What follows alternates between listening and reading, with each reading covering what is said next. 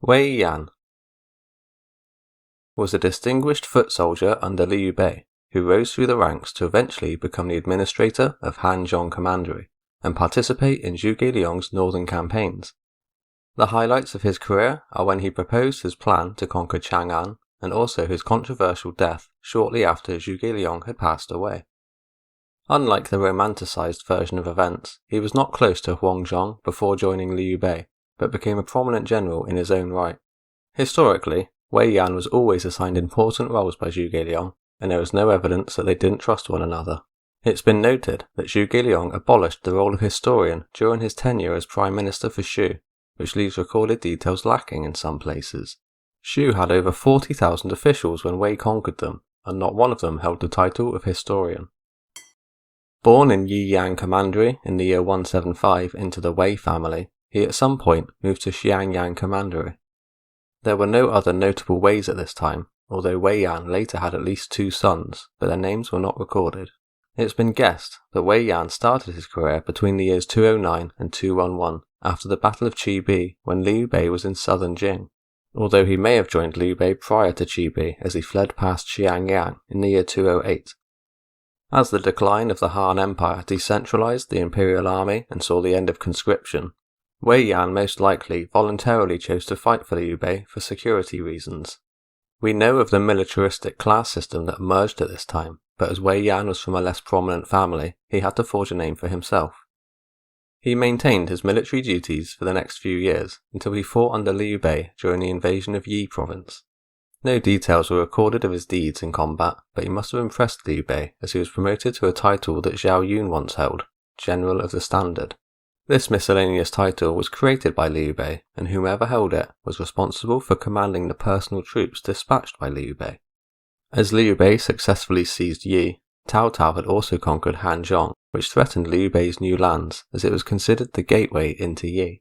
Sun Quan had also recently seized 3 commanderies from Liu Bei in southern Jing. Liu Bei decided to recognize Sun Quan's claim over those commanderies in exchange for Wu invading Cao Cao at Hefei. As Sima Yi failed to convince Cao Cao to invade Yi, probably due to the various internal crises in his kingdom at that time, Fa Zheng managed to convince Liu Bei to invade Hanzhong. The Hanzhong campaign got underway in the year 217, which Wei Yan participated in within Liu Bei's army. As the Shu army approached its destination, Ma Chao and Zhang Fei split away to attack their objectives. Liu Bei's army engaged Zihao Yuan at Yangping Pass, where Chen was defeated by Zhu Huang.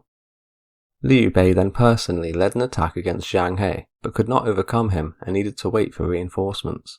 The 2 armies remained in a deadlock for a year, which Liu Bei planned to end by leading his troops via an alternate route through the mountains, where he camped at Mount Dingjun.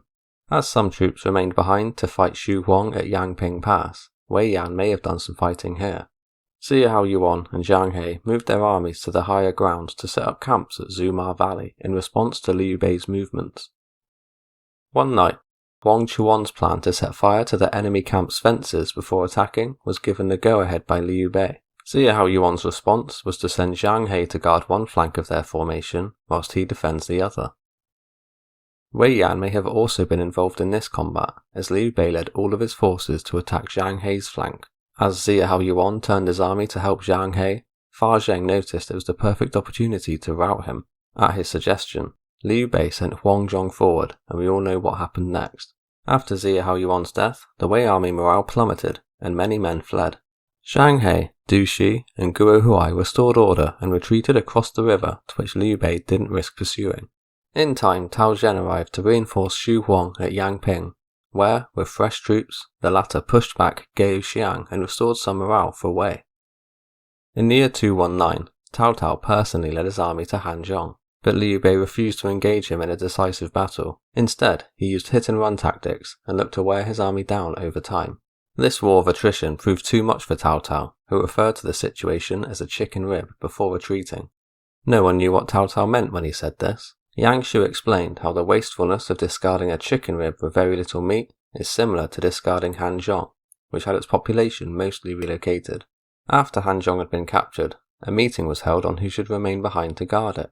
All subjects, especially Zhang Fei, thought it would be him. To their complete shock, Wei Yan was selected to be its administrator by Liu Bei, and was asked how he would perform his duty.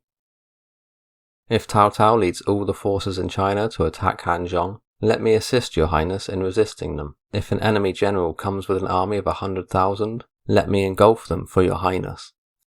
Liu Bei was very impressed with this answer, and it seemed to satisfy the others, as nobody argued against it. It seems strange to me that Zhang Fei was not chosen for this role, as his reputation seems very fitting to guard this gateway.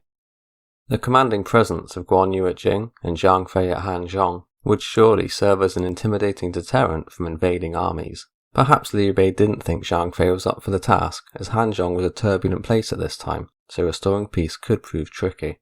Bearing in mind that Zhang Fei was killed 2 years later, maybe his character was taking a turn for the worst, and it was simply not wise to give him such a responsibility. Or maybe it was no fault at all of Zhang Fei's, and Wei Yan had just impressed his lord that much in the time they spent together in the Hanzhong campaign that he earned it in Liu Bei's eyes. For the next 8 years, Wei Yan was very successful in carrying out his duty as he adopted the double gate strategy from the I Ching. He placed camps at strategic locations that provided crossbow fire for the eastern, southern and northern gates of the city, as well as the various trails and roads that lead into Hanzhong Commandery. This made it extremely difficult for invaders to enter or engage the crossbowmen without suffering massive damage first. The positioning of the camps also allowed for the crossbow units to communicate with one another as they repositioned themselves. Wei Yan's double gate strategy is also known as the heavy doors strategy. Large-scale fortifications were built at the most dangerous areas into Hanzhong. The key points were guarded by the strongest generals and sharpest soldiers, as well as crossbow units. Light cavalry squads were also deployed to assist in communication and rescue operations. To make the most out of this strategy, one would lure the enemy into narrow passes, then block off their route of retreat, reinforcements, and supplies, then destroy them. This is what Wei Yan meant when he said to Liu Bei about engulfing a 100,000 strong enemy army. Future defenders of Hanzhong would also carry on this defensive formation that Wei Yan had designed, as it proved so effective. When Jiang Wei took over from Wang Ping as the administrator of Hanzhong, he dismantled Wei Yan's heavy doors and replaced it with his own design. It's worth pointing out that in later years, Zhonghui's subordinate named Yang Xin managed to bypass Jiang Wei's heavy doors and repelled him, effectively causing Hanzhong to fall to Wei. In the year 227, Zhuge Liang had arrived at Hanzhong to begin his first northern campaign, and he made Wei Yan the acting inspector of Liang province, as well as the head of the vanguard. For the next few months, summoned Shou soldiers arrived at Hanzhong in preparation for the campaign. In this time, Wei Yan went to visit Zhuge Liang to propose a strategy. Wei Yan had deduced that the new Wei overseer to the west, Zihao Mao, earned his title because he was a son-in-law to the Wei emperor, and was known through his father Zihao Dun's deeds, not his own. Wei Yan asked for 5,000 troops, and another 5,000 to carry supplies through the mountain paths, insisting that he could reach Chang'an in 10 days with a surprise attack. He believed that upon his arrival, Zihao Mao would flee, leaving the city almost defenceless and easy to capture. Using the nearby storehouses and what was left from the fleeing army, Wei Yan's army could be fed for the next 20 days, whilst they wait to be reunited with the main force. This proposal of Wei Yan's was based on a strategy used earlier, somewhere in the year 200 BC. Zhuge Liang didn't like the idea of traversing the mountain paths, as ambushes could be laying in wait. Instead, he opted to take the open roads and pacify the areas to the west, before focusing east on Chang'an. Wei Yan complained that his talents were not put to good use, and called Zhuge Liang a coward, which led to people to view Wei Yan as conceited and arrogant. Massive amounts of soldiers gathered at Hanzhong before embarking in the year 228 to Mount Shi, where Zhuge Liang chose Ma Su to lead the vanguard over Wei Yan. Ma Su was sent to Jieting, where he disobeyed Zhuge Liang's orders and made the wrong moves, resulting in a defeat for the Shu forces. Although some minor victories were claimed by Zhuge Liang, such as recruiting Jiang Wei and relocating some families from Wei to become Shu citizens, Wei Yan proposed a surprise attack strategy to Zhuge Liang again in his second northern campaign, but again he refused to agree to the plan. Instead, Zhuge Liang launched a siege against Chengkang Castle with 40 to 50,000 men, but they were defeated by Hao Zhao, who only had 1,000 men. Wang Shuang pursued the fleeing Shu army but fell into a trap and died, where it's been stated that Wei Yan was the one who killed him, although there's no evidence to prove this. Wei Yan is not credited for anything in Zhuge Liang's third campaign, where Shou scored a victory over Guohuai, but at a massive drain to their manpower and resources. It's claimed that for months, Shou forces could do nothing but barricade their positions and wait for the expected Wei invasion. In the year 230, Wei Yan was sent by Zhuge Liang to meet the Xiang tribal leaders to drum up support for future northern advances. As he made his way towards the Tianshui region, he was attacked by Guohuai and Fei Yao. Wei Yan was able to come out victorious in this battle and was promoted and given a marquisate when he safely returned back to Hanzhong. A few months passed until the Shu armies mobilized again and headed north for their fourth northern campaign, but this time Mount Shi was being guarded by Jiasi and Wei Ping. Zhuge Liang only attacked with a detachment led by Ma Dai, which mid-led Tongjian, who was stationed nearby, to fall back to Chang'an, as he feared a larger Shu force would attack there. Whilst the vanguard fought at Mount Shi, Sima Yi arrived to take over as Grand Commander from Tongjian. This started a series of skirmishes between the two strategists. Niu Jin was sent with a cavalry force to lure Shu forces towards Mount Shi, but Ma Dai got in his way and fought with him for a while. Eventually, Zhuge Liang called for a general retreat towards the eastern side of Mount Shi and set up his camp using a river as a natural barrier. He had covering camps placed near the riverbanks, giving Shu forces complete control of the crossing, where they started hurling taunts and insults at the Wei army. Sima Yi hesitated due to Zhuge Liang's formidable position, whilst the Wei army grew more restless with each day.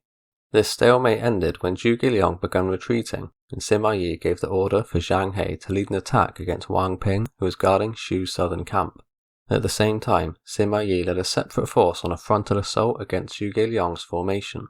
Wei Yan, Wu Ban, and Gao Xiang were ordered to intercept Sima Yi, where they claimed an unexpectedly profitable victory. The Wei forces were decimated by a hail of crossbow bolts before they were routed by the Shu armies. 3,000 dead Wei troops were counted, 5,000 suits of armour, and 3,100 sets of hornbeam crossbows were also recovered. Although these numbers come from the Book of Jin and are disputed because they seem awfully low. It's here that two conflicting historians have different opinions on what happened, but what we do know is Zhuge Liang retreated. One version of events states that Zhuge Liang ran short of food. This, paired with bad weather, meant supplies were not arriving in time. The man in charge of delivering the supplies, Li Yan, lied to Zhuge Liang, saying that Li Yushan had called for a retreat, so Zhuge Liang pulled his armies back. The Book of Jin, however, claims that when Sima Yi launched his attack onto Zhuge Liang's formation, he was successful at capturing the camps, which forced him to retreat. I personally believe the Book of Jin to be false here, as it's probably trying to cover up the embarrassment Sima Yi would have suffered from such an avoidable loss. The lack of supplies theory is backed up by other records, which explain that Zhuge Liang presented Li Yan's forged letters to Li Yushan when he returned to Chengdu. This resulted in Li Yan being exiled. Another source also highlights that Zhang He originally refused to follow Sima Yi's order to attack, as military doctrine states you should not pursue your enemy into their territory.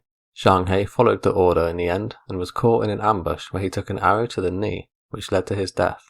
In the year 234, the fifth invasion went underway at what is known as the Battle of Wujiang Plains.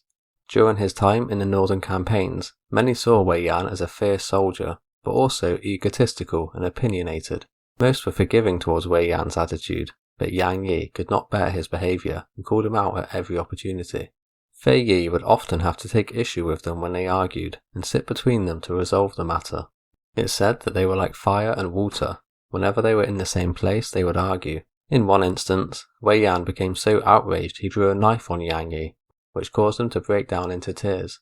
Zhuge Liang was torn between the two men as he deeply valued Yang Yi's advisory capabilities, yet also relied on Wei Yan's valiance in combat. He became upset whenever he heard of their disputes. News of their bad relationship even reached the lands of Wu. Dong Hui and Fei Yi had been sent to Wu as envoys, where they shared drinks with Sun Xuan, who expressed his views on the animosity between the two low fellows. He admitted that they are clearly talented to have reached the ranks they have, despite their low decorum. He then predicted that if Zhuge Liang is no longer there one day, they are sure to cause trouble. He ended his rant by criticizing the gentlemen of Shu Han for not taking precautions and added, "At this point, can you be said to have left your plans to your descendants?" Fei Yi was taken back and became speechless. Dong Hui defended his state by explaining that the hostility between the pair can be controlled and should be endured. He insisted that for his state of Shu to exterminate the powerful rebel, Great achievements are needed to be made which are extended by men of talent. He ended his rebuttal by insisting that to dismiss the two men would be like not using boats to avoid a storm. Wei Yan was assigned as the vanguard and led the 60,000 Shou soldiers from Xi Valley to Mei County, where they camped just south of the Wei River, 5 kilometers forward from Zhuge Liang's position. Zhuge Liang became stressed as the supply lines were overstretched and on many occasions the deliveries would arrive late. He initiated the Tongjian system, so sent his men to plant crops on the riverbanks near the local residents. He also prohibited them from taking any supplies from the civilians. Xin Lang was sent with 20,000 foot soldiers and cavalry to reinforce the Wei army as Tao Rui became worried of Sima Yi's positioning. Against the advice of his council, he had decided to cross the river and set up his camp on the same side and to the east of Zhuge Liang's camp. Sima Yi justified his actions by highlighting how many civilians are gathered on the south side of the Wei River and that it's sure to become a heavily contested area. He stated that if Zhuge Liang is brave enough, he'll move east into the mountains. If he takes the safe route to Wujiang Plains, then we'll have no worries. Guohai predicted that Zhuge Liang would head towards the Wujiang Plains. He gained permission from Sima Yi to take some men there, in order to prevent the roads from becoming blocked by Shou. He knew that if that were to happen, it would badly affect the people of their country. Zhuge Liang could not outsmart Guohai with a feint attack, who then soon forced him to pull back altogether. It's recorded that Sima Yi received an omen in the form of a shooting star. He ordered a surprise attack onto the Shou camp where 500 men were killed, 500 were captured, and more than 1,000 livestock animals were seized. Although again, these numbers come from the Book of Jin and are questionably low. The battle turned into a stalemate, with Zhuge Liang just about keeping his army supplied by integrating his troops with the locals, who got along well, and by setting up long-term defences in the area. Sima Yi was refrained from Tao Rui from engaging Zhuge Liang's position. Despite how much he wanted to put an end to the Shou soldiers taunting him, he followed his orders and waited for things to change. Around this time, Wei Yan dreamt that he had a horn upon his head and didn't know what it meant. He went to visit Shaoxi to help him understand the meaning of it. Shaoxi lied to him and said that unicorns have horns but they have no use for them. We have no opportunity for battle, and our enemies want to defeat us that way. When Wei Yan left, Shaoxi admitted to those around him that it was in fact an ill-fated omen, that it was more like a sword looming over Wei Yan's head. The stalemate continued, and Sima Yi simply waited for Zhuge Liang to pass away. He grew impatient and would regularly ask the Shou messengers what Zhuge Liang's living conditions were like, whilst questioning how he could last so long. On one occasion, Sima Yi gathered 2,000 of his men into one corner of his camp and got them to cheer really loudly. When a Shou scout reported this to Zhuge Liang, he stated that a Wu messenger had arrived and surrendered to Wei. Zhuge Liang stated, "Eastern Wu will not surrender. Sima Yi is an old man who will soon be 60 years old. Does he need to use this trick?" As time passed, Zhuge Liang eventually got sick and could feel that his time was coming. He summoned Yang Yi, Fei Yi, and Jiang Wei to give them instructions to follow after he passes. He commanded them to immediately retreat with Wei Yan and Jiang Wei commanding the rear guard. He insisted that if Wei Yan refuses to join, leave him behind. Zhuge Liang's death was kept a secret from Wei Yan, whilst Fei Yi went to figure out his intentions. Fei Yi hypothetically asked Wei Yan's thoughts on leading the rear guard in a retreat if Zhuge Liang passed away. Wei Yan said, "Even if the Prime Minister dies, I am still here. The officials belonging to the Prime Minister can carry his mortal remains to be buried. I, on the other hand, ought to command the various troops and strike the rebels. Because of the death of one man, must we neglect the business of the world? Besides, who am I, Wei Yan, that I should be commanded by Yang Yi to serve as general of the rear guard?" Fei Yi played along as Wei Yan expressed his desire to take command of the troops and share control of them with Fei Yi after Zhuge Liang passes away. Wei Yan had Fei Yi write a letter to confirm their actions to the other generals and had them both sign it. Fei Yi insisted he had to run it by Chief Clerk Yang Yi. He reassured Wei Yan that Yang Yi was a mere official who knew little of military affairs and surely wouldn't disobey him. It was mere moments before Wei Yan realized he had made a mistake. Filled with regret, he tried to pursue Fei Yi, but was too late. Wei Yan sent spies to the other camps to find out what they were plotting, but upon returning, the spies announced that the Shou armies were already packing up their tents. This infuriated Wei Yan, as not only had they all schemed behind his back, but they were already making moves to retreat. Wei Yan and his rival Covenant both sent letters to Chengdu claiming the other was a traitor and had revolted, but the letters arrived on the same day. A race was on between Wei Yan and Yang Yi as they both packed up their camps and marched south at full pace towards the capital. Wei Yan, who had packed his camp up quicker, burned a bridge down after he crossed it. Yang Yi was slowed down as he got his men to chop down some trees to make another makeshift bridge. Yang Yi marched his soldiers day and night and eventually managed to catch up with Wei Yan. Wang Ping was assigned as the vanguard and ordered to deal with Wei Yan's unit. Wang Ping shamed Wei Yan and his men, as Zhuge Liang's body wasn't even cold yet, and questioned how they could act like this. Many of Wei Yan's troops knew that they were in the wrong here, and so deserted him when they heard this. With broken ranks, Wei Yan gathered his family and friends and fled for Hanzhong, but Yang Yi dispatched Ma Dai to give chase to him. Ma Dai soon caught up to Wei Yan and beheaded him, then brought it back to Yang Yi as proof, who kicked it and said, "Slave, can you do your wicked deeds any more?" Wei Yan genuinely believed he would be Zhuge Liang's successor. He knew many disliked him, but he still thought they would agree that he was best for the task. Yang Yi pushed the narrative that Wei Yan wanted to surrender to Wei, which led to his entire family being executed. In actual fact, Wei Yan was motivated by ambition and a personal feud, not treachery. The resulting death of Wei Yan's family by Yang Yi was motivated by the same personal feud, but this was eventually figured out. Yang Yi later admitted that if Wei Yan wanted to surrender to Wei, he would have left north from the Wujiang Plains, not south, which resulted in Yang Yi being executed. There is much speculation around Zhuge Liang's death and Wei Yan's downfall. Considering Zhuge Liang wanted to avoid a feud between Wei Yan and Yang Yi, it seems counterproductive to command his men to simply leave Wei Yan behind. Some have speculated that Zhuge Liang's orders to leave Wei Yan behind was in fact meant to read, "Leave Wei Yan alone." Zhuge Liang may not have even drawn up a retreat plan, as the whole thing could have been fabricated. The least likely theory has been considered heresy by Pei Shongji, as it recalls Wei Yan being appointed as Zhuge Liang's successor, which angered Yang Yi into isolating and attacking Wei Yan out of spite. This is doubtful because Jiang Wan, Fei Yi, and Jiang Wei were appointed to be successors, whereas Wei Yan achieved more than them, but never received such a blessing from Zhuge Liang. This gives us some insight into who Zhuge Liang saw as potential candidates.